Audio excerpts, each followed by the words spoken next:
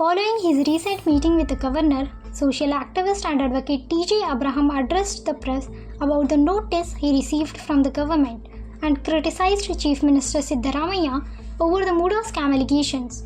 Abraham asserted that the government's notice was incorrect and based on a misunderstanding of his actions.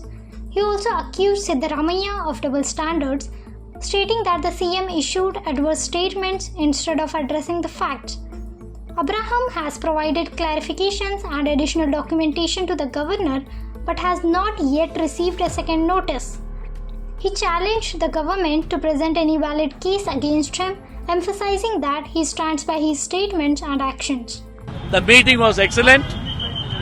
It was a fantastic meeting where the governor wanted to clarify, he wanted to get the cloud which was there around him, which was created by the cabinet sitting for 3 hours. They could not even answer one of my allegations against the CM. 3 hours they deliberate and they could not answer any of my allegations, but they find that I am guilty of being a bad man. Now, even if anybody who's listening to you or me, when there is an allegation made about the complainant, it is but natural to seek and understand, get a clarity on that allegation. That clarity, I believe, I have given it to the governor, and I believe he has understood it. And I hope that he is convinced and he will proceed further.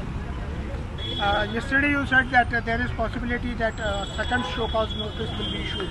I heard from our media friends, some of them said the second notice has gone. That kind of a situation, if it arises, nobody can stop him from doing that. The governor has the right to send 1 or 2 or 3, or he need not send. But if he sends it, it's his decision.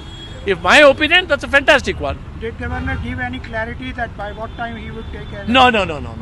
Even if you are a governor and you're sitting there, and if I come before you, you will never give that to anybody. A governor is now doing a job of a judge. He's sitting there as a judge. In fact, he's going to take a decision on an issue. He's a judge now. What's your hope?